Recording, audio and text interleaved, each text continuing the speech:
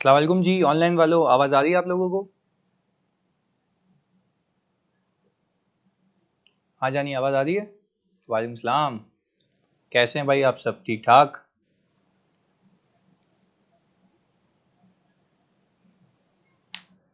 Okay, fit, good.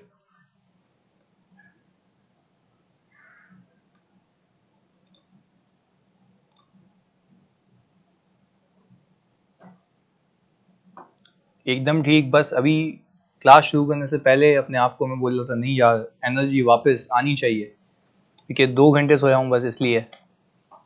But खैर, आप लोग मेरा नशा है, तो अभी नशा करूंगा तो सही हो जाऊंगा। सही है।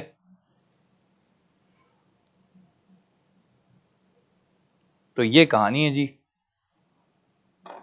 चलें, खैर बिस्मिल्लाह करते हैं। अच्छा भाई, मुझे बताएं, कल की क्लास में हमने एक्सपर्ट को शुरू किया था, तो आप मुझे जरा इस बात का जवाब दें कि हम एक्सपर्ट को कब अपॉइंट करते हैं। जल्दी बताएं, एक्सपर्ट की नीड कब आती है? हाँ जी, जल्दी लिख के बताओ भाईजान, जल्दी जल्दी जल्दी जल्दी जल्दी लिख के बताओ, एक्सपर्ट की नीड क्यों कब आती है? कब आती है नीड? जब आपको लगे जब आपको लगे जब आपको लगे कि मुझे सबूत ऐसे एरिया में चाहिए जिसकी मेरी एक्सपर्टीज ही नहीं है। ऐसा ही है, ऐसा ही है भाई। Field other than audit and accounting, very good, बेहतरीन हो गया। यही सीखा था हमने, यही सीख थी हमारी।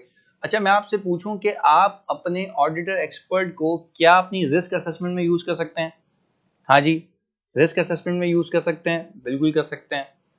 प्रोसीजर्स परफॉर्म करते हुए बिल्कुल कर सकते हैं। कंट्रोल टेस्टिंग में बिल्कुल कर सकते हैं। और सर, आप ये भी कह सकते हैं कि आप अगर अपने सबूत को इवेल्युएट कर रहे, कंक्लूड कर रहे हैं, तब भी कर सकते हैं।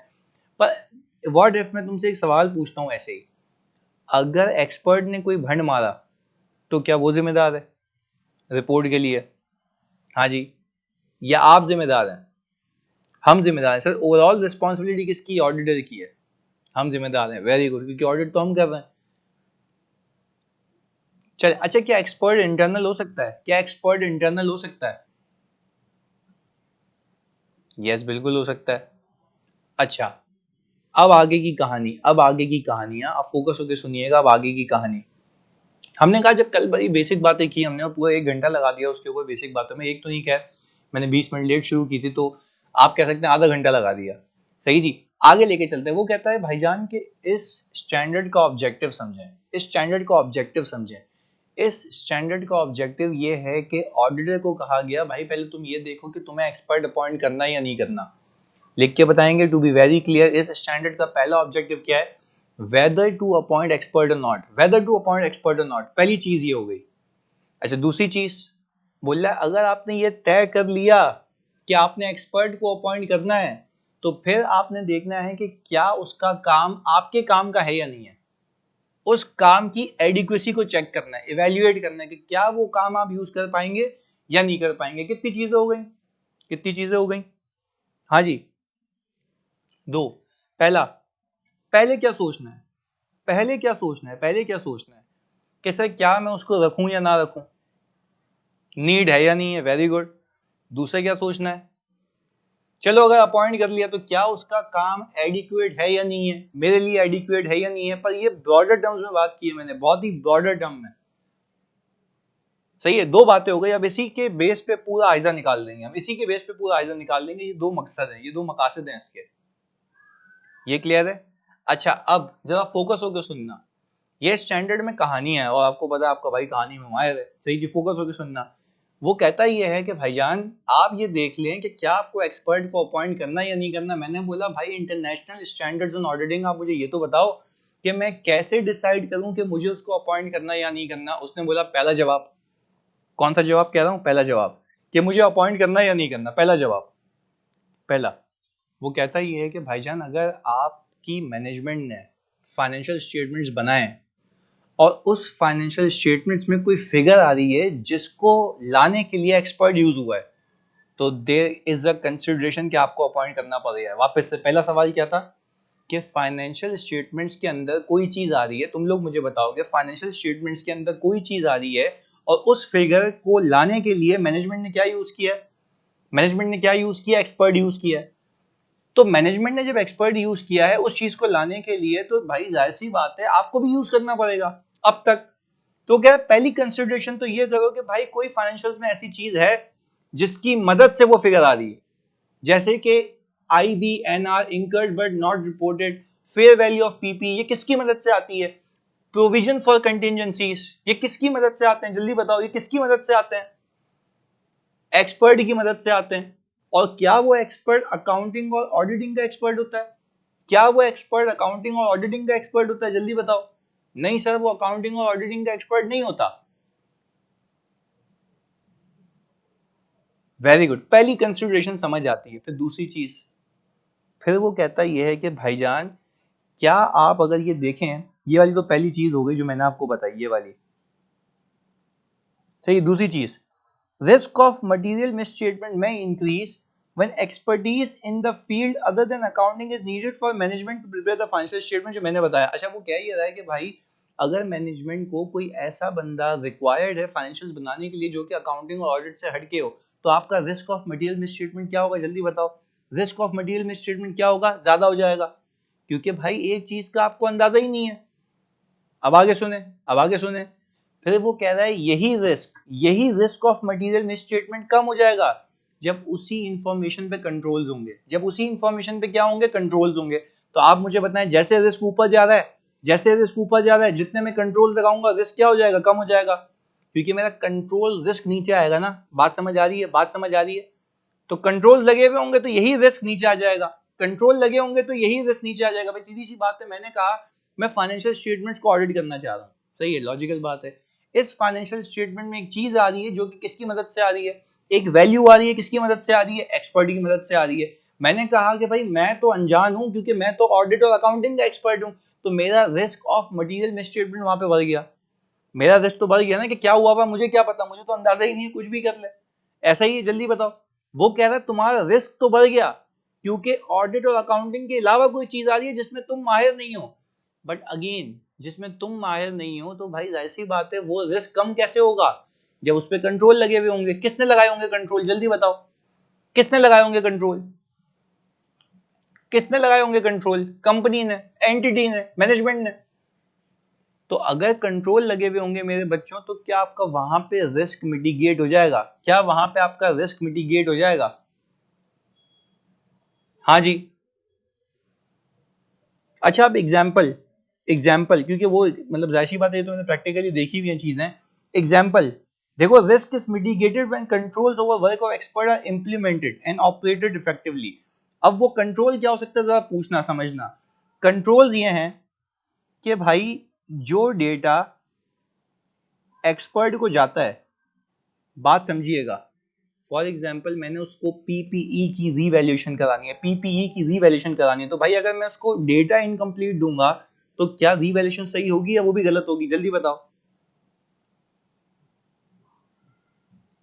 हाँ जी।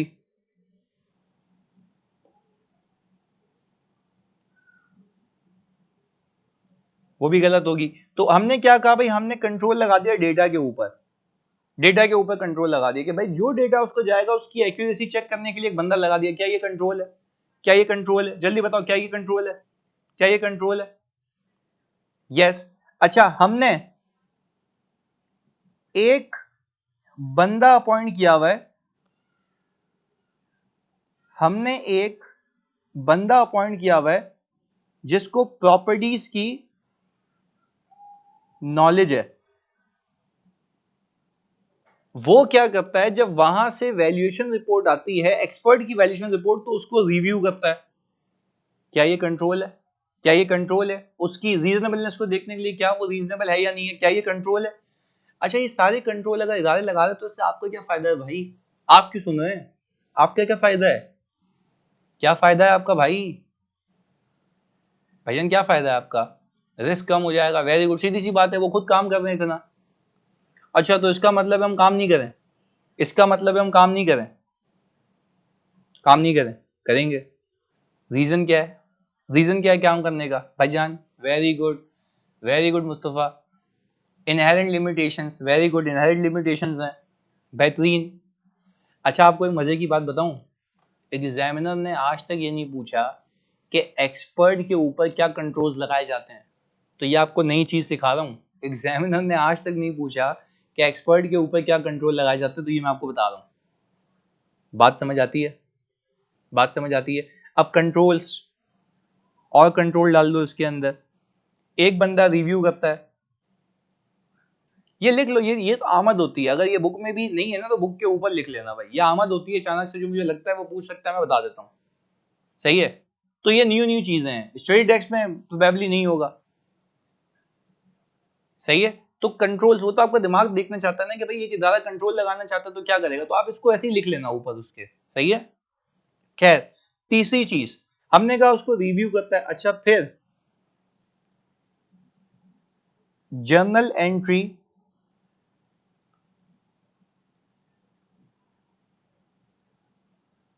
पोस्ट होने से पहले, हाँ भाई, जर्नल एंट्री पोस्ट होने से पहले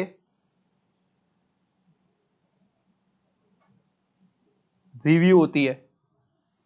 ये भी क्या कंट्रोल है, ये भी ये रिव्यूइंग कंट्रोल है, ऐसा ही है। दूसरा पॉइंट क्या लिखना है, एक बंदा प्रॉपर्टी की नॉलेज रखता है, सही जी, तो वो रिव्यू करता है उस वैल्यूएशन रिपोर्ट को, उसकी एक्यूरेसी चेक कर रहा है, उसकी मैथमेटिकल एक्यूरेसी चेक करता है, टोटल करता है कि सही आ रहा नहीं आ रहा, सारी प्रॉपर्टीज उसने रीवैल्यू की नहीं की, ये सारी चीजें क्या हैं, जल्दी बताओ, सारी चीजें क्या कंट्रोल्स हैं, ये सारी चीजें कंट्रोल्स हैं। अच्छा, आज का मैं तुम्हें किस्सा सुनाता हूं, मैं क्लाइंट पे ऑडिट पे हूं ना, रिव्यू है, खुद भी एक्सपर्ट, तो बेटा मैंने क्या लिखा हुआ है भाईजान, अगर आपकी आंखें चल रही हूं, हाँ जी, आपकी आंखें देख पा रही हूं यहाँ पे मेरी गंदी सी राइटिंग, तो आपको क्या दिख रहा है, मैंने क्या लिखा हुआ है यहाँ पे समील, मैं बड़े प्यार से कह रहा हूँ, मैं गुस्सा नहीं कर रहा, मैंने क्या लिखा हुआ है यहाँ पे कि रिव्यूअर बंदा खुद भी एक्सपर्ट ही होगा ना, इसको सम नो हाउ होगी, अदरवाइज वो कैसे रिव्यू करेगा किसी का काम, सवाल ये है। सही है? बेसिक बात मैंने यहाँ से शुरू की थी कि एक बंदा रखा हुआ है जो कि प्रॉपर्टीज की नॉलेज रखता है, वो रिव्यू करेगा, बात यहाँ से शुरू की है मैंने, फिर पूछ रहे हो उसको भी नॉलेज होनी चाहिए। पहला पॉइंट एक्सप्लेन कर दें भाई, पहले पॉइंट का मतलब ये है कि क्या आप उसको कान में जाके बोलेंगे जानी रीवैल्यू कर दे, वो बोलेगा अच्छा क्या रीवैल्यू कर दूं, ऐसे ही बोलेगा आपको वापस से, हाँ ऐसे बोलेगा आपको, ऐसे बोलेगा जल्दी बताओ क्या रीवैल्यू करवाना, आपके कंधे पे हाथ रखेगा, बोलेगा क्या रीवैल्यू करवाना चाहता है बता भाई प्लीज बता, फिर तुम्हें गले लगाएगा, फिर बोलेगा बता क्या रीवैल्यू करवाना चाहते हैं, क्या दोगे उसको, डेटा दोगे ना, हाँ जी, डेटा दोगे ना उसको। तो मैं ये कह रहा हूं कि जो डेटा यहां से वहां जाएगा, क्या वो डेटा सही होना चाहिए, कंप्लीट होना चाहिए, एक्यूरेट होना चाहिए, हाँ या नहीं। तो ये पहली बात बोली। गलती सिर्फ मेरी इतनी सी है कि मैं ज्यादा करा दिया आज, गलती सिर्फ इतनी सी मेरी ये कि मैंने ज्यादा करा दिया आज, और उसको भी तुमने तमीज से नहीं सुना। पांचवी बार रिपीट कर रहा हूं, पहले शुरुआत की डेटा सही जाए, एक्यूरेट जाए, दूसरी बात की कि एक बंदा हो जिसको रीजनेबल नॉलेज हो, जिसको नो हाउ हो कि वो रिव्यू कर पाए, तीसरी बात बोली मैंने कि भाई वो रिव्यू तो कर पाए, पर जब फाइनल एंट्री सिस्टम में जा रही हो तो कोई उसको एक बंदा रिव्यू कर ले, अप्रूव कर ले कि भाई सही एंट्री जा रही है। इतनी सी बातें की हैं मैंने, इतनी सी बातें की हैं, और मैं अभी कहानी सुनाने लगा था, आपने रोक दिया। अगर आपकी आज्ञा हो तो मैं कहानी सुना दूं? हाँ जी, जल्दी बताएं प्लीज, कहानी सुना दूं? भाई आज हमारे क्लाइंट ने हमें बताया कि हम रीवैल्यूएशन करने जा रहे हैं, सही जी, रीवैल्यूएशन करने जा रहे हैं। हमने बोला बेहतरीन हो गया बात। उन्होंने बोला यार, क्योंकि अच्छा मैं खुद एक पेरेंट एंटिटी का ऑडिटर हूँ और सब्सिडीज भी मैं देख रहा हूँ, उसकी पेरेंट भी बाहर बैठी हुई है, तो इन्होंने हमें कहा यार आप अपने ग्रुप ऑडिटर से, जो पेरेंट एंटिटी के, हमारी पेरेंट के ऑडिटर्स हैं, उनसे पूछिए उन्हें कोई आवश्यकता तो नहीं है रीवैल्यूएशन पे। मैंने कहा उनको तो आवश्यकता बाद में होगी, पहले मुझे, आप मुझे पहले एक काम करें, अपनी रीवैल्यूएशन की शीट दे दें, डेटा दे दें। उसने बोला आपको रिपोर्ट चाहिए, मैंने कहा रिपोर्ट नहीं चाहिए, रिपोर्ट तो एक्सपर्ट देगा, आप मुझे डेटा दे दें। उसने बोला क्यों चाहिए आपको? अच्छा, ये मैंने आपको ऑडिट प्रोसीजर सिखाएं? क्या मैंने आपको ऑडिट प्रोसीजर सिखाए? नहीं सिखाए, नहीं सिखाया ऑडिट प्रोसीजर्स, तब की तब देखेंगे, पर अभी मेरी बात समझें। और ये सारी ऑडिट प्रोसीजर में चीजें आती है ना, तो पूरा दरिया बना के वहां पे पहुंचा दूंगा, कोने पे, किनारे पे। आगे सुनो, मैंने कहा भाई आप रीवैल्यूएशन का डेटा दें। अच्छा, रीवैल्यूएशन के डेटा के अंदर ना कोई मतलब यू कैन से कि लाखों में एसेट्स आ रहे हैं, लाखों में एसेट्स आ रहे हैं। अच्छा, जब लाखों में एसेट्स आ रहे हैं, मैंने पता है क्या किया, मैंने एक्सेल को यूज किया, मैंने फिल्टर लगाया उसी, अच्छा आपको ये तो बात पता है ना पूरी क्लास रीवैल्यू होती है। हाँ जी, क्या आपको ये बात पता है पूरी क्लास रीवैल्यू होती है? अच्छा जी, अब बात समझिएगा, अब बात समझिएगा, हुआ क्या, हुआ ये, हुआ ये, वो जो भी इक्विपमेंट्स थे, वो जो भी इक्विपमेंट्स हैं, क्या वो इक्विपमेंट्स को रीवैल्यू करने की औकात किसी बंदे की है या एक्सपर्ट की है? मैनेजमेंट तो नहीं कर सकती, वो एक्सपर्ट बताएगा मार्केट में कितने का लोहा बिकेगा, इसकी हालत कैसी है, तो उसको सब पता होता है। वो एक एक चीज अपनी रिपोर्ट में लिख के देता है, एक एक चीज अपनी रिपोर्ट में लिख के देता है। मैंने क्या किया, मैंने उस एक्सेल पे, अच्छा उसी एक्सपर्ट ने वही एक्सेल अनेक्जर में लगाया हुआ है अपनी रिपोर्ट में, पीडीएफ रिपोर्ट में, मैंने उसको एक्सेल में मांगा। अच्छा एक्सेल में मांगा, मैंने फिल्टर लगाया रीवैल्यूएशन पे और मैंने सेलेक्ट कर लिया जीरो। मैंने सेलेक्ट क्या किया, जीरो। अच्छा जीरो को सेलेक्ट करने का मतलब ये है कि वो एसेट्स रीवैल्यू नहीं हुए, वो एसेट्स क्या हुए, रीवैल्यू नहीं हुए। मैंने जीरो पे सेलेक्ट किया, वो एसेट रीवैल्यू नहीं हुए।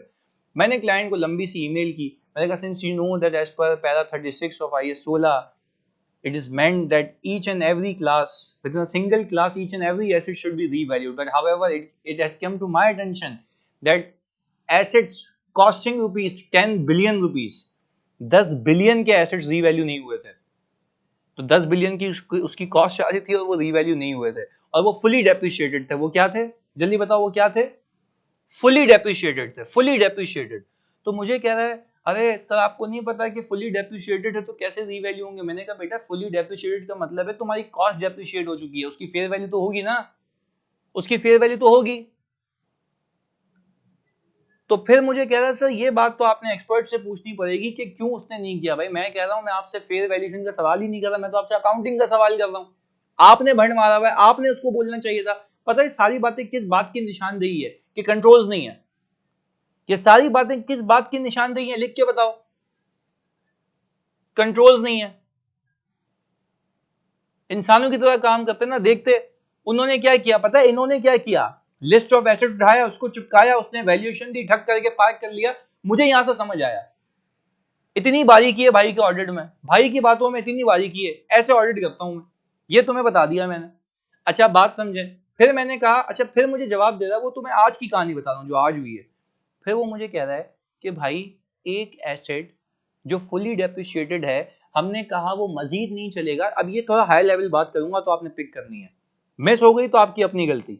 हाई लेवल बात है, प्लीज सुनिएगा, हाई लेवल बात, हाई लेवल बात थी। तो उसने मुझे कहा यार देखो आप ये समझें जो एसेट फुली डेप्रिशिएटेड है ना, अब उसकी बस रेजिडुअल वैल्यू होगी। उसकी क्या होगी लिख के बताओ, उसकी सिर्फ क्या होगी, रेजिडुअल वैल्यू होगी।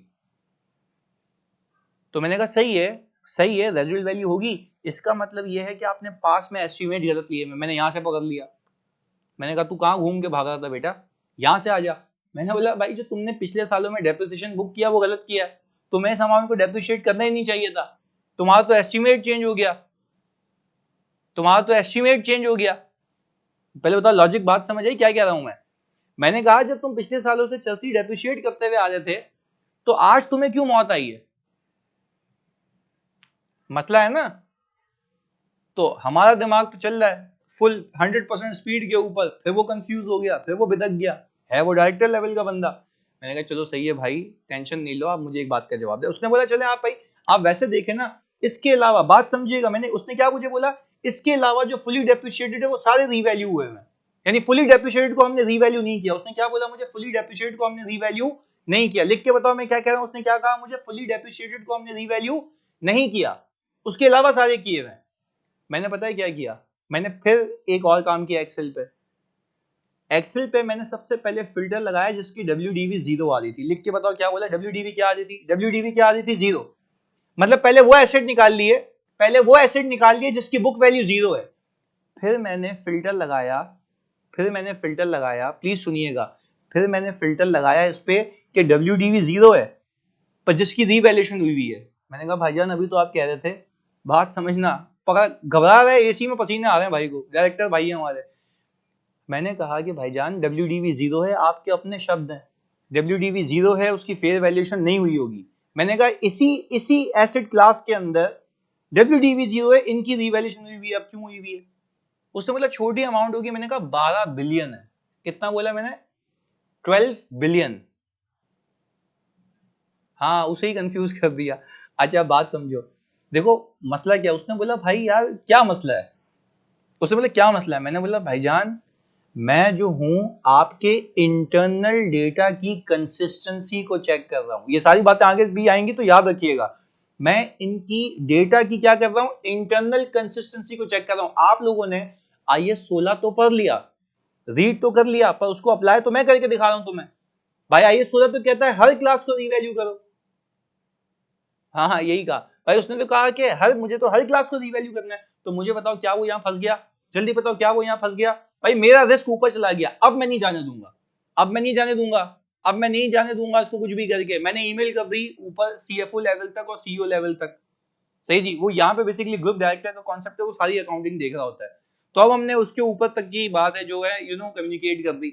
अच्छा अब मुझे आप एक बात बताएं, जब हम ऊपर तक ले गए बात, अब ये बात मैं सुकून मुझे तब आएगा जब मैं ये कंक्लूड कर लूंगा। सही जी, ये 12 मिलियन क्या है, fair value WDV 0 and re value भी नहीं हुआ। हाँ सारी सी बात है भाई, तुम पे सुनते नहीं हो ना समील, सुनते नहीं हो ना तुम, कहानी खत्म हो जाती है तुम बोलते हो भाई ये औरत कौन थी। भाईजान सिंपल जबान में कह रहा हूं कि कुछ भाई देखो बहुत सारे WDV ऑफ एसेट्स थे जो जीरो थे, कुछ रीवैल्यू हुए कुछ रीवैल्यू नहीं हुए। उसमें से कुछ एसेट्स ऐसे थे जिसकी WDV 0 थी पर उसकी फेयर वैल्यू टोटल मिला के 12 बिलियन थी। इतनी सी बात कही है। कॉन्सेप्ट समझो, कॉन्सेप्ट समझो भाईजान, कॉन्सेप्ट समझो, कॉन्सेप्ट समझो, खुदा के वास्ते कॉन्सेप्ट पे ध्यान दे भाई। तू क्या वैल्यूज लिख रहा है, कहानी सुन, फोकस कर। कहानी में भी तू ईशान नंद किचन अवस्थी बना हुआ है, कहानी में भी उंगली करनी है। अबे भाई बता दिया 12 बिलियन है, 12 बिलियन, 12 बिलियन खत्म। उसमें पूछे 12 बिलियन क्या था, अबे कहानी सुन, डेटा रिकॉर्ड कर रहा है क्या। अबे डेट क्लियर पिक्चर तो तेरे जहन में होनी चाहिए तारे जमीन पे, पर बता दिया ना, उसको फोकस होकर सुनो। अब तुम लेट जाते हो, तुम्हारे काम की बात आती है, तो अच्छा ये बता फिर लेट जाता है पीछे।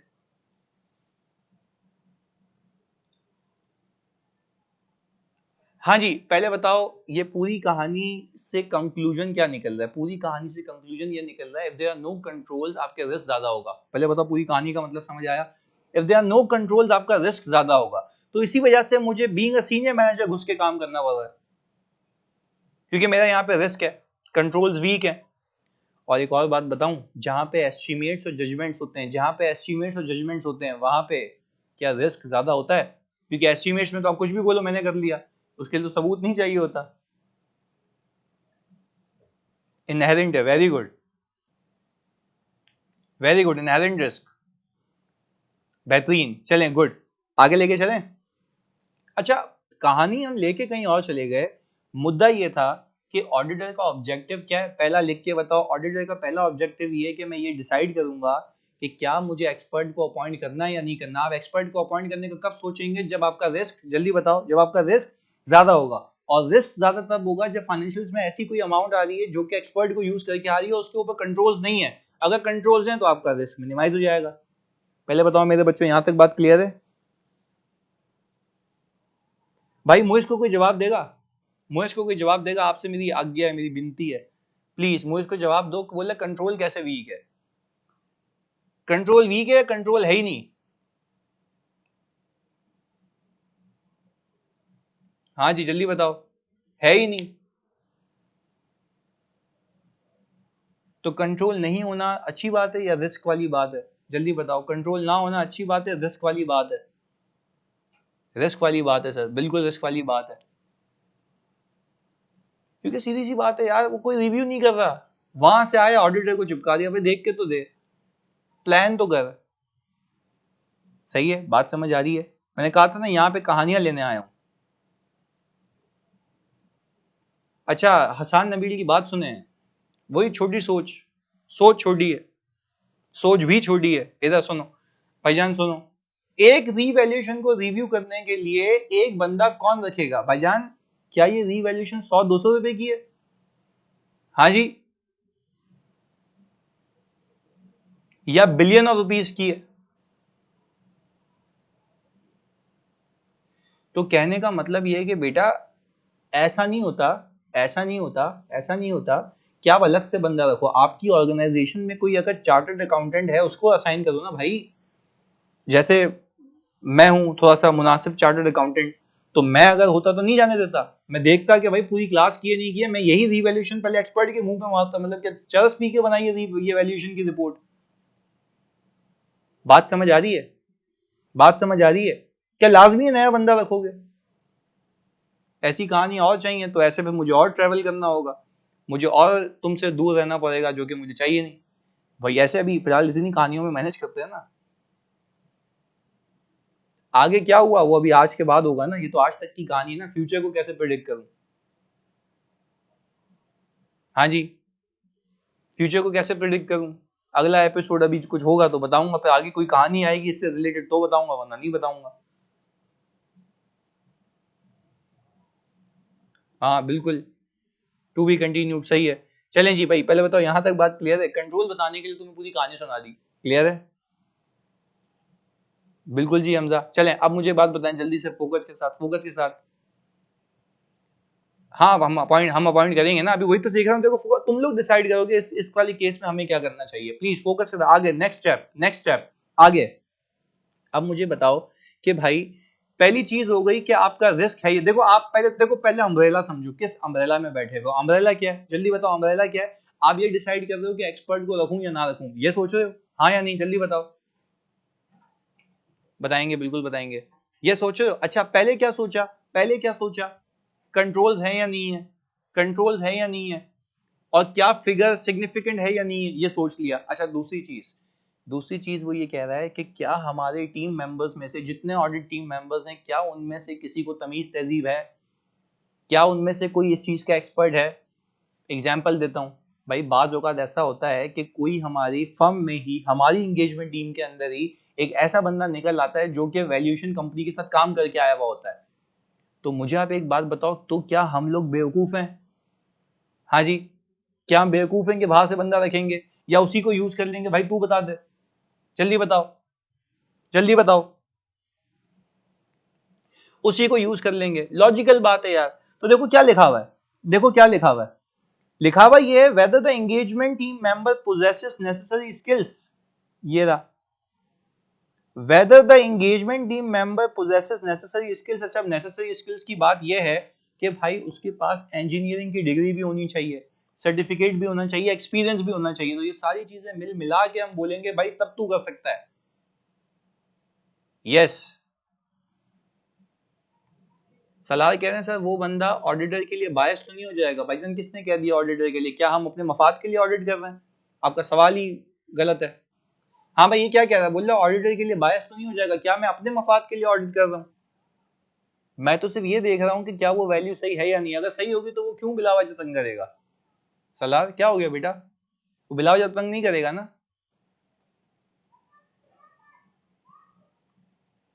ऐसा ही है। अच्छा व्हाट इफ हमारी टीम में, नहीं देखो हम बात कह रहे हैं वो इंटरनल एक्सपर्ट नहीं कहलाएगा। अगेन वो इंटरनल एक्सपर्ट तब कहलाएगा जब वो मेरी एश्योरेंस टीम का पार्ट नहीं हो। फॉर एग्जांपल तुम्हें बताता हूँ, मेरी ही टीम में एक बंदा है, मेरी ही टीम में एक बंदा है जो कि आप कह लें कि भाई उसने आईटी ऑडिट भी किया हुआ है, आईटी ऑडिट भी किया हुआ है, सिसा की उसने वो ली हुई है सर्टिफिकेशन। तो मुझे बताओ फिर, मुझे यही आईटी ऑडिट के लिए दूसरे आईटी डिपार्टमेंट से बंदा नहीं उठाना होता, वो इंटरनल एक्सपर्ट कहलाता है।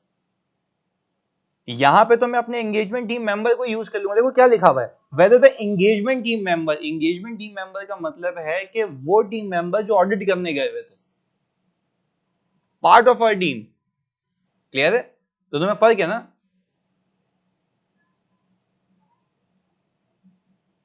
सही है। तो अगर आपकी फर्म में भी अवेलेबल है तो वो भी तो इंटरनल हो गया ना। तो वो कह रहा है पहले बाहर जाने से पहले ये देख लो। अच्छा क्या है, अभी हम सोच क्या रहे हैं कि भाई क्या एक्सपर्ट अपॉइंट करना, खुद काम कर सकते हो तो खुद बताओ। आईटी टीम की भी नीड लोगे क्या, हेल्प लोगे क्या? आपके पास है बंदा, जल्दी लिख के बताओ। प्रैक्टिकली सोच लो, प्रैक्टिकली सोच लो, किसी की हेल्प लोगे या आपके पास बंदा है?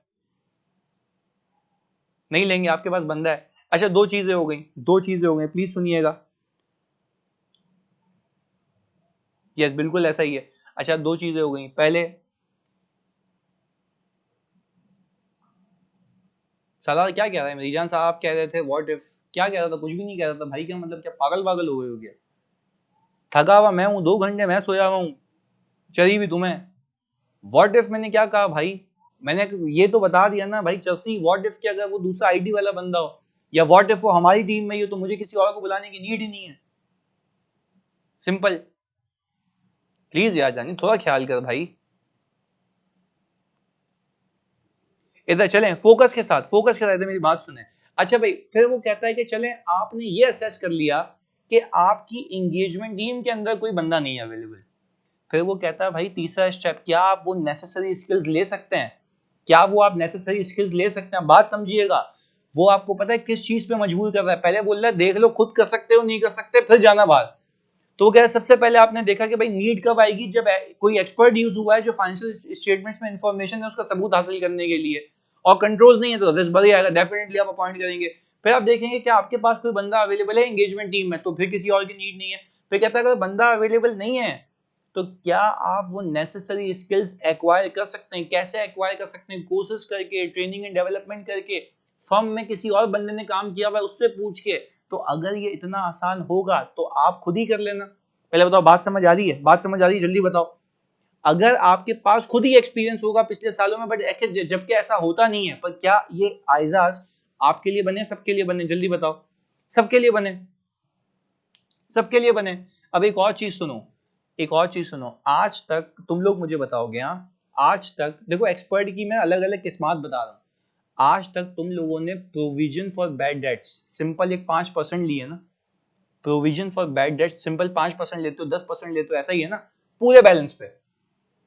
पर जब तुम सीए फाइनल में जाओगे तो उसमें आईएफआरएस 9 का एक्सपेक्टेड क्रेडिट लॉस का पूरा मॉडल है, पूरा मॉडल है। पता है उसमें होता क्या है? सुनना, उसमें होता यह है कि भाई सारे customers A B C D, सारे कस्टमर्स का बैलेंस आ रहा होता है, फिर उसकी एजिंग आ रही होती है कि कितना पुराना है। फिर वो क्या करते हैं कि भाई ये देखते हैं कि 30 दिन से 90 दिन में कितना बैलेंस गया। सही जी, लेट्स से 100 था, यहां पे 80 बचा, तो कितना रिकवर हुआ? कितना रिकवर हुआ? जल्दी बताओ कितना रिकवर हुआ? Very good, 20। अच्छा फिर मैंने कहा 120 दिन तक कितना गया? 70। कितना रिकवर हुआ? कितना रिकवर हुआ? 10।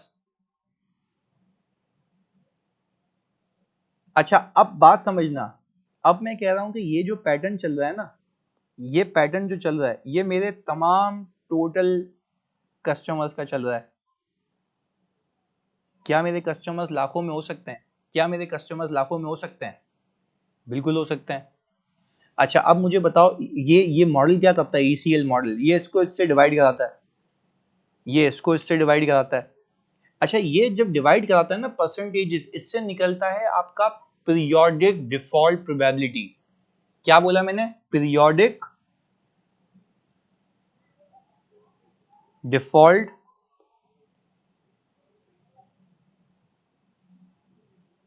प्रोबेबिलिटी। ये बड़ी हैवी बात है जो मैं तुम्हें सिखा रहा हूं।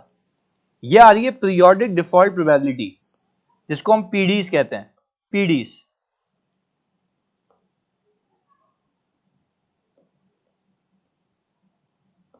चल भाई, पीरियोडिक डिफॉल्ट प्रोबेबिलिटी। अब बात समझिएगा। अब पता है क्या होता है, जब ये परसेंटेजेस निकलती है ना, इन परसेंटेजेस का क्या निकाला जाएगा? एवरेज। हाँ जी, इन परसेंटेजेस का क्या निकाला जाएगा? एवरेज। फिर आपको बात समझ आएगी कि मेरे तमाम कस्टमर्स को, अच्छा ये जो डेटा है ना ऐसा दिनों के हिसाब से बनता है पूरे 3 सालों का, तो आपको हिस्टोरिक रेट पता लगता है कि पूरे कस्टमर्स किस तरीके से बिहेव कर रहे हैं हर एक एज ब्रैकेट के अंदर। पहले बताओ ये बात कहानी समझ आ रही है? कहानी समझ आ रही है? हजारों कस्टमर्स का रिसीवेबल 120 दिन से 180 में कब गया, 300 में गया, 1 साल पुराना कितना है, वो सारी चीजें पूरी एजिंग चलती है। और ये हम महीना बाय महीना बनाते हैं, महीना बाय महीना बनाते हैं। आज तक आपने क्या सीखा है? 5% ऑफ रिसीवेबल, क्या ये प्रोविजन बनाना सीखा है? जल्दी बताओ, क्या ये सिस्टम ये बनाना सीखा है, हाँ या नहीं? 5% का मतलब है, आप कह रहे हैं, बात समझिएगा, 5% का मतलब है, 5% का मतलब ये है कि आप ये कह रहे हैं कि पूरा पूरा पूरा पूरा का पूरा रिसीवेबल से 5% जाएगा, पूरा का पूरा रिसीवेबल 5% जाएगा। जबकि दुनिया इससे बहुत आगे निकल चुकी है। उसने एक मॉडल बनाया जिस मॉडल का नाम क्या है? Expected credit loss. क्या बोला मैंने? Expected credit loss. बात समझ आ रही? ईसीएल, ईसीएल, ईसीएल लिखो, बताओ ईसीएल एक्सपेक्ट, अब उससे होता क्या है, बात समझिएगा, होता क्या है।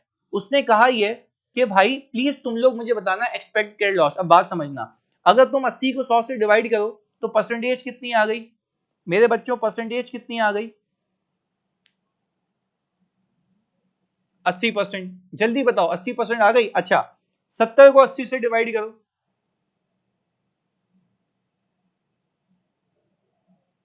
70 को 80 से डिवाइड करो। हाँ जी, 70 को 80 से डिवाइड करो मेरे बच्चों, 87.5।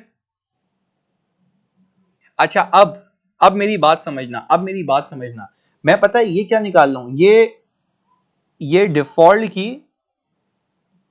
प्रोबेबिलिटी है। हाँ भाई, ये डिफॉल्ट की क्या है, प्रोबेबिलिटी है। ये पता है क्या होता है, बात समझना, जिसको 90 दिन हो चुके हैं उसके ऊपर, प्लीज याद रखो ये बड़ी अहम बात कह रहा हूं, जिस रिसीवेबल को 90 दिन हो चुके हैं, जिस तमाम रिसीवेबल्स को, अच्छा ये तो मैंने खाली एक एग्जांपल रखी है ना, अब जितने भी रिसीवेबल्स हैं जिसको 90 दिन हो चुके हैं, उसके डूबने के चांसेस कितने हो गए, लिख के बताओ, उसके डूबने के चांसेस कितने हो गए? 80%। 80% चांसेस है डूबने के, चांसेस है डूबने के 80%। अच्छा जिसको 120 दिन हो चुके हैं उसके चांसेस कितने हैं?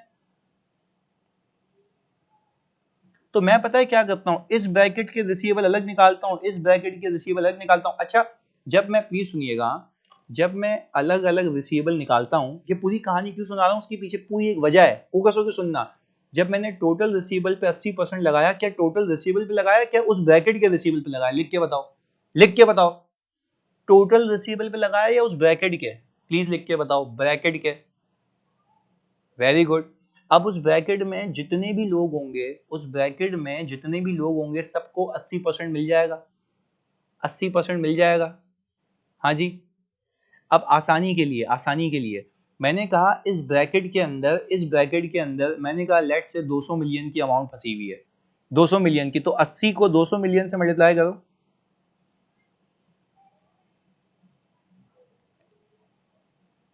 हाँ भाई 160,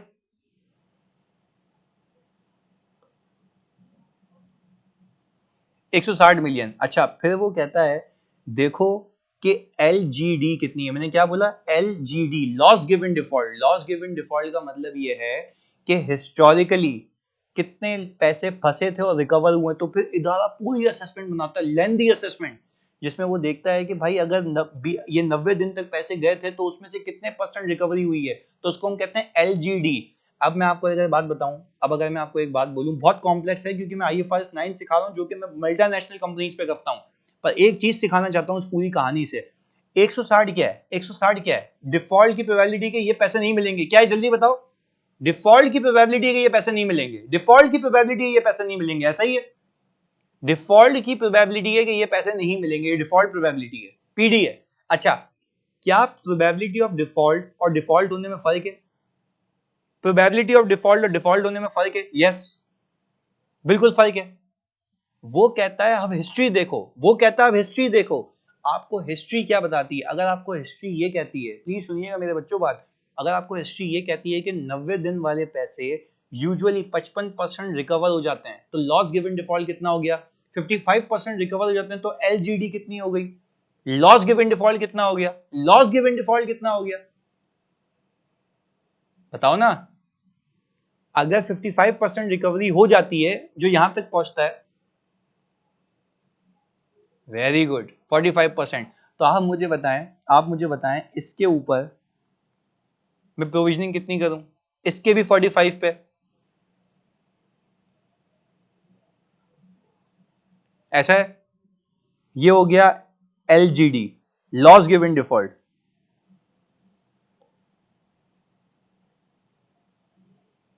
ऐसा ही है। हाँ जी 72 आ गया। अच्छा मुझे बताओ आप सब मेरे बच्चों, मुझे आप ये बताएं सारे बच्चों, क्या ये आसान कैलकुलेशन थी, ये तो मैंने आपको बेसिक बेसिक बताया ही, तो खाली एक ओवरव्यू देने के लिए, या मुश्किल थी, मुश्किल थी ना, पर क्या अब जो प्रोविजन निकलेगा क्या वो ज्यादा रिलायबल होगा, अब जो प्रोविजन निकलेगा वो ज्यादा रिलायबल होगा, रेदर देन कि मैं सब पे सेम फ्लैग चिपका दूं, क्योंकि जिस तरीके से रिसीवेबल बिहेव कर रहा है वैसे करना है। अगेन ये पूरी कहानी सुनाने का पता है मतलब क्या था कि अगर आप इंटरनल ट्रेनिंग से ये सारी कॉम्पिटेंसीज हासिल कर सकते हैं तो आपको एक्सपर्ट को अपॉइंट करने की कोई नीड नहीं थी। तो देखो यहाँ पे क्या लिखा हुआ है, अब अगर जैसे मैं हूं, प्लीज सुनिएगा, अब अगर जैसे मैं हूं तो क्या मैं कह सकता हूं कि भाई मेरे पास एक्सपीरियंस है ऑडिट करने का एंटिटीज का जिसमें ये एक्सपर्टीज चाहिए होती हैं, तो क्या मैं किसी और को अपॉइंट करूंगा या ईसीएल खुद देख लूंगा? लिख के बताओ। एक्सपेक्टेड क्रेडिट लॉस का मॉडल खुद देख लूंगा। अच्छा, तो ये कैसे आया मेरे पास? ये हुनर कैसे आया भाई? क्या बुक पढ़ के आया या अप्लाई करके आया? बुक पढ़ के आया, अप्लाई करके आया?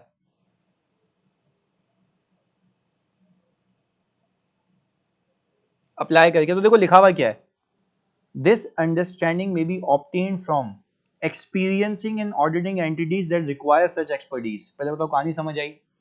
कहानी समझ आई कि भाई अगर मैं खुद कर सकता हूं तो मैं क्यों किसी को बुलाऊंगा?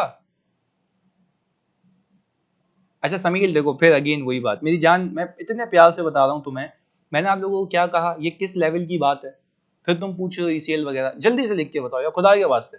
यकीन करो, तुम्हारा भाई 2 घंटे सोया हुआ है, तुम्हारा उस्ताद 2 घंटे सोया हुआ है, सीए फाइनल 10 बार बोला है, 10 बार बोला है, फिर तुम पूछ रहे हो कि यार ये एग्जाम में आता है नहीं आता। यानी तुम मुझे मजबूर कर रहे हो कि आज के बाद मैं तुम्हें ऐसी एग्जाम्पल्स नहीं दूं, सादा खुशबू करा दूं जैसे बाकी कराते हैं। खुदा के वास्ते यार थोड़ा सा एहसास करो यार। कंफर्म नहीं ना जानी, तफरी नहीं चल रही यानी, प्लीज रिक्वेस्ट है मेरी यार। तुम खुद देखो, तुम्हें इतनी लेवल की चीज बता रहा हूं, मतलब कोई दुनिया में पहुंचे यहां तक ऑडिट में तुम्हें बोलूं, मैं तुम्हें इतनी प्यारी चीज बता रहा हूं, फिर तुम मतलब तफरी कर रहे हो यार। तुम खाली एक बात सुनो तो सही ना, मैंने 5 बार बोला है सीए फाइनल की है, फिर तुम बोल रहे हो ईसीएल पेपर में आता है नहीं आता। भाई कितनी बार तुम अल्लाह को हाजिर नाजिर जान के बताओ बच्चों, कितनी बार बोला है मैंने? सीए फाइनल की चीजें हाई लेवल चीजें, फोकस करो। नहीं पता तुम लोगों को, नहीं आती एग्जाम में, अबे सीए फाइनल के बच्चों से मर के पूछता है वो, तुमसे क्या पूछेगा? खुदा के वास्ते यार, मोमेंटम खराब कर देते हो, कुछ भी नहीं है। मोमेंटम खराब होता है, कुछ भी नहीं है मुझे जवाब देने में। एक चीज बता चुका हूं ना, एक चीज अगर मुझसे मिस हो जाए ना तो तुम बोलो मैं कसूरवार हूं। तुम अगेन एंड अगेन यार ये नहीं किया करो प्लीज। खैर फोकस के साथ आगे। फिर वो बोल रहा है भाईजान अगर आपके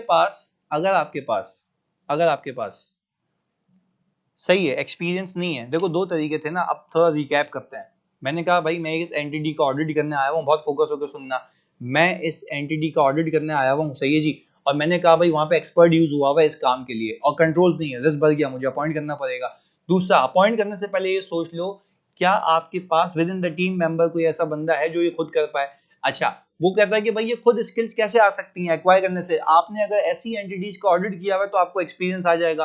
अगर आपने ऐसी एंटिटीज का ऑडिट नहीं किया हुआ तो आपको मैं फिर बताता हूं कि आप वो कोर्सेस करके, सही है जी, आप वो डिग्री लेके हासिल कर सकते थे। वो क्या लिखा हुआ है, education professional development in the particular field, this में include formal courses, discussion with individual possessing expertise and etcetera. यानी आप वो खुद भी एक्वायर करने पर, अगेन प्रैक्टिकल लाइफ में ये बहुत रेयर होता है, पर क्या ये प्रैक्टिकल लाइफ को सारी सिचुएशन को रख के बनाया गया है? जल्दी बताओ, क्या ये प्रैक्टिकल लाइफ में सारी सिचुएशन को रख के बनाया गया है? यस सर, सारी सिचुएशन को रख के बनाया गया। तो मेरे बच्चों, जब ये सारी सिचुएशन को रख के बनाया गया है तो आप मुझे एक बात समझाए ना भाईजान, अगर मैं खुद से ये हासिल कर सकता हूं तो मैं कर लूंगा। और आखिरी चीज, discussion with the auditors who have perform the similar engagements. यानी अगर आप ही की फर्म में कोई और ऑडिटर है जो इस तरीके का काम करता रहा है, तो क्या आप उससे बैठ के चीज सीख सकते हैं? जैसे हमारी फर्म के अंदर financial audit and advisory services का जो हेड है, मैंने उसके बैठ के ईसीएल मॉडल सीखा था, तो मैंने उसको पकड़ के सीख लिया भाई। मुझे खुद एक्सपीरियंस नहीं था ना, मैंने कोर्स किया, मैंने उससे सीख लिया, डिस्कशन करके सीख लिया। पर क्या ये, अगेन कह रहा हूं, क्या ये हाई लेवल बात है? हाँ या नहीं, जल्दी बताओ। ओके अच्छा, जल्दी से मुझे लिख के बताएंगे आप मेरी तसल्ली के लिए, ऑडिटर का इस आयजा में मकसद क्या है? पहला मकसद क्या है कि मैं प्लीज सुनिएगा, जो कि मैं हूं कि मैं इस एक्सपर्ट को, अपने एक्सपर्ट को अपॉइंट करूं या ना करूं, ये फर्क है, ये मकसद है। जल्दी बताओ। मैं अपने एक्सपर्ट को अपॉइंट करने से पहले कुछ बातें सोचूंगा। पहला, क्या रिस्क ऑफ मटेरियल मिसस्टेटमेंट ज्यादा है? कंट्रोल्स नहीं होंगे तो ज्यादा होगा। मैनेजमेंट ने अगर उस एक्सपर्ट को यूज किया है, एफएस में एक फिगर आ रही है जिसको मुझे ऑडिट करना है, उसके लिए मुझे चाहिए होगा। फिर वो कहता है अपॉइंट करने से पहले, रिस्क और मटेरियल स्टेटमेंट देखने से पहले आप ये देख लें क्या आपके पास ऑलरेडी एंगेजमेंट टीम में वो एक्सपर्टीज मौजूद है, नहीं है, आगे बढ़ जाओ। क्या फिर आप वो एक्वायर कर सकते हैं? यस, अपने प्रीवियस एक्सपीरियंसेस से जो आपने ऑडिट किए हुए उससे। चौथा जो इसी के अंदर आ रहा है कि भाई आप ट्रेनिंग कोर्सेज ले। पांचवा, आप सिंपल ये काम कर देंगे जो विद इन द फर्म दूसरे ऑडिटर्स हैं आपके, जिसके पास ये नॉलेज है, जिसने ऐसी एंटिटीज को ऑडिट किया है, उससे बात कर लें। ऐसा है। और फिर वो जेनरिक बातें कर रहा है ताकि ये एक पेज खत्म हो जाए। देखो यहाँ पे क्या लिखा हुआ है, ऑडिटर का decision on whether to use the auditor expert may also be influenced by the following factors. ये फैक्टर्स भी प्लीज सुनिएगा, ये लिख के दे रहा हूं आपको, ये फैक्टर्स भी मद्देनजर रखना व्हाइल डिसाइडिंग कि मैं एक्सपर्ट को अपॉइंट करूं या नहीं करूं। ये किसके एक्सपर्ट की बात कर रहा है, मैनेजमेंट के या अपने? जल्दी बताओ, मैनेजमेंट के या अपने? ऑडिटर के एक्सपर्ट की बात कर रहा है। अच्छा, अब इसमें बड़ी जेनरिक बातें सुनना, और बिल्कुल इतनी सारी कहानी सुनने के बाद तो ये यूं क्लियर हो जाएगा। सुनना, पहली क्या कहता है, nature, scope and objective of expert work. अच्छा, अगर स्कोप ऑफ वर्क ज्यादा यानी आपके फाइनेंशियल स्टेटमेंट्स का कोई यू कैन से 40% 45% की वैल्यू एक्सपर्ट से निकली हुई है, तो क्या आप खुद होशियारी करेंगे, एक्सपर्ट को ही ले आएंगे? हाँ जी, एक्सपर्ट को ही ले आएंगे। तो नेचर, स्कोप एंड ऑब्जेक्टिव, ये आपकी बात है। अच्छा, दूसरा, फिर वो कह रहा है कि भाई एक और चीज आप कंसिडर करेंगे, जो समील ने कल पूछा था, वो 2-3 बच्चों ने पूछा था, आई थिंक मुझसे इसने भी पूछा था, मुस्तफा ने, औसाफ ने और नबील ने, कि भाई सही है आपने बोला स्कोप ज्यादा है, नेचर ऑफ वर्क ज्यादा है, ऑब्जेक्टिव भी ज्यादा है, पर क्या जो एक्सपर्ट अपॉइंट किया गया है, क्या वो एक्सपर्ट कंपनी के अंदर एम्प्लॉय किया गया है या बाहर से लाई है कंपनी? अगर कंपनी के अंदर का बंदा है तो आप देखें कहीं ऐसा तो नहीं है कि वो इंडिपेंडेंट ना हो। पहले बताओ, बात समझ आ रही है? अच्छा, अगर मैं आपसे पूछ लेता हूं सिर्फ, अगर आपको ये लगे, अगर आपको ये पता लगा कि कंपनी के अंदर का बंदा है और वो सीईओ का दोस्त है,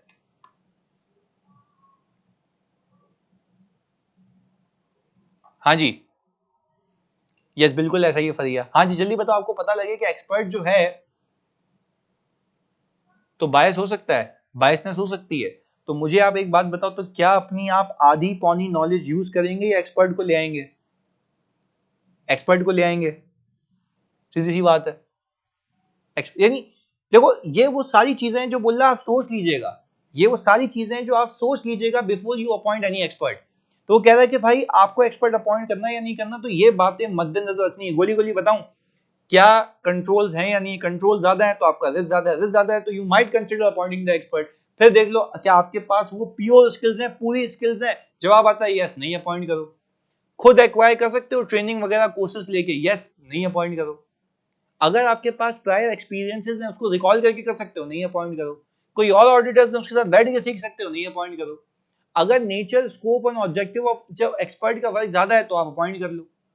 अगर वो इंटरनली एम्प्लॉयड है या एक्सटर्नली एम्प्लॉयड है, ये भी डिटरमाइन करने के लिए आपको ये दिमाग में रखना होगा कि भाई इंटरनल एक्सटर्नल है, this will help you to decide कि मुझे एक्सपर्ट को रखना है या नहीं रखना। पहले बताओ, यहां तक बातें क्लियर है? हाँ जी। फिर वो कह रहा है extent to which management can exercise control और influence over the work of management expert. ये वही वाली बात हो गई ना, मुझे बताओ अगर वो एक्सपर्ट इंटरनल होगा तो मैनेजमेंट क्या उसको कंट्रोल ज्यादा कर सकती है? सवाल है, ऐसे ही सवाल है। हाँ जी,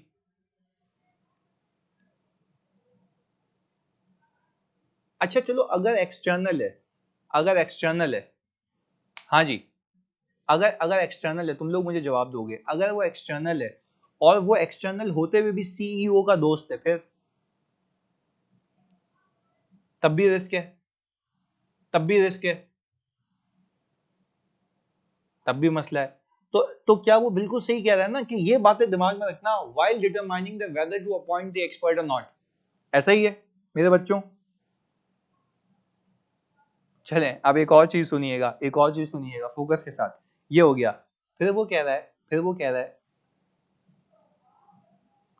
अच्छा भाई सर आपको पता कैसे लगेगा कि वो सीईओ का दोस्त है? सर अभी बताते हैं।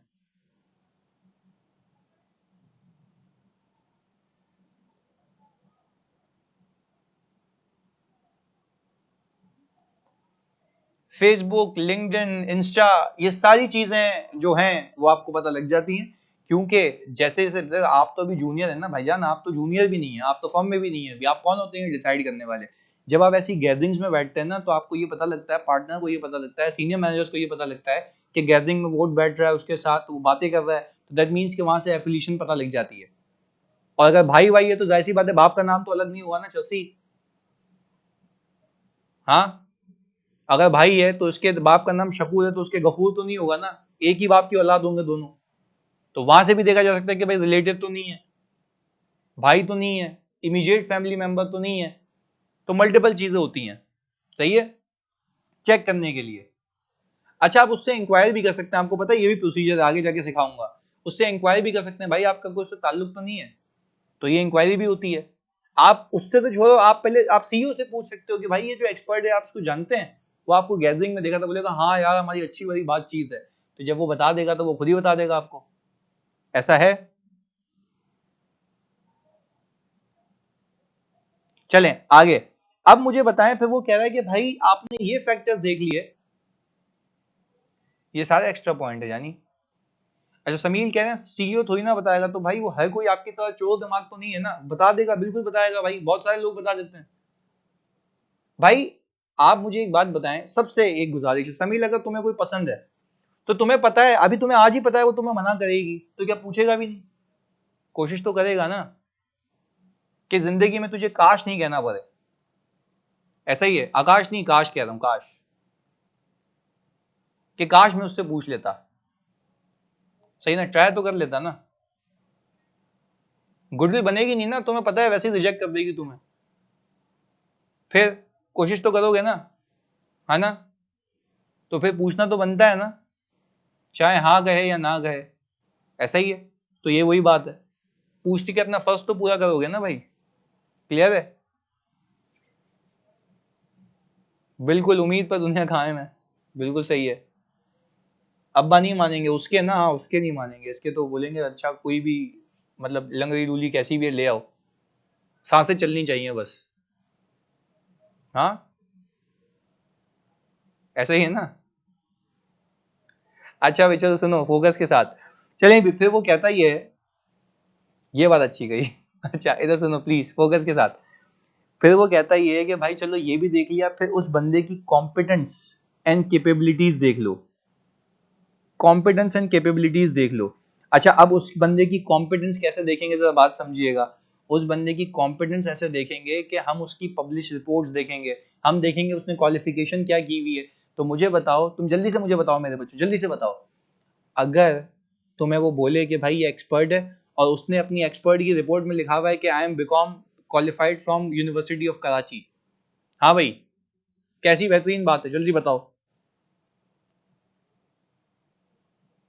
जल्दी बताओ भाई, जल्दी बताओ, बेहतरीन बात है, क्वालिफाइड फ्रॉम इकरा यूनिवर्सिटी, हाँ जी, बेनजीर यूनिवर्सिटी, हाँ बिल्कुल ऐसा ही है। तो आपका रिस्क बढ़ जाएगा ना, तो क्या आप अपना एक्सपर्ट अपॉइंट करने की सोचोगे? हाँ जी, अपना एक्सपर्ट अपॉइंट करने की सोचोगे? जी सर, वेरी गुड।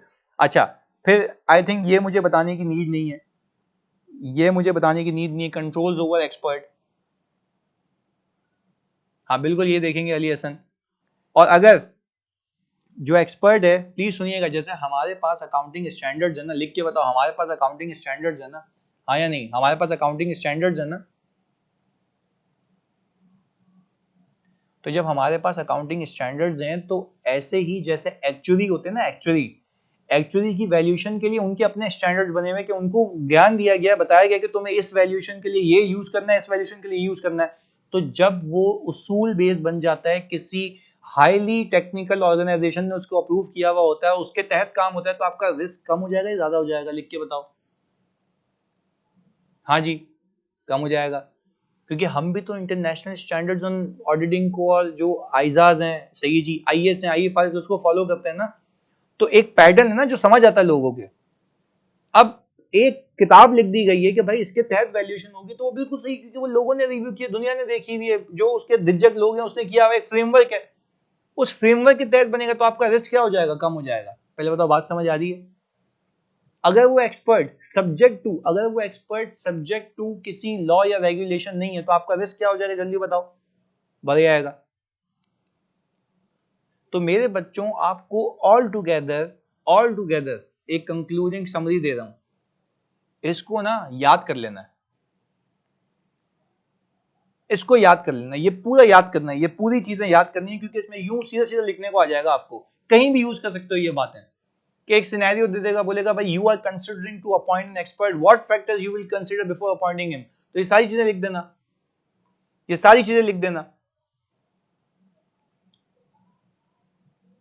भाई अगर मैं कहूं कि जैसे फॉर एग्जांपल हम अगर अकाउंट्स बनाते हैं पाकिस्तान में, तो हम कंपनीज एक्ट के तहत भी बनाते हैं, आईएफआरएस के तहत भी बनाते हैं अकाउंट्स, फाइनेंशियल स्टेटमेंट्स। तो वो उसूल है ना कि आपने ये प्रेजेंट करना है, ये प्रेजेंट करना है, ये प्रेजेंट करना है, ये प्रेजेंट करना है। तो जब वो उसूल बना दिए गए, पीपी ये रीवैल्यू होगा, तो रीवैल्यूएशन के बाद रिमेनिंग लाइफ लेनी है, उसूल है ना, बना दिया गया है। तो कहने का मतलब ये है कि जब रूल बेस होता है तो उसको समझना आसान होता है, उसमें कोई दो नंबरी नहीं कर सकता। पहले बताओ बात समझ आ रही है? जब उसूल होता है ना साथ में, जब फ्रेमवर्क होता है तो उसमें कोई दो नंबरी नहीं होती, वो बाय बुक हो जाता है। पर अगेन अगर मैं इसमें से ये लॉज एंड रेगुलेशन या फ्रेमवर्क हटा दूं तो क्या ओपन ग्राउंड है कुछ भी करने का? जल्दी बताओ, क्या ओपन ग्राउंड है कुछ भी करने का? यस।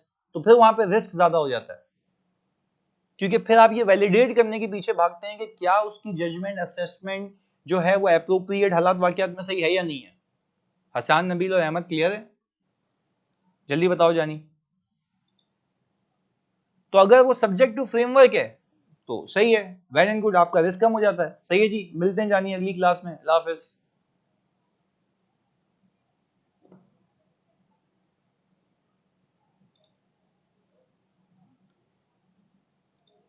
अल्लाह हाफिज जी।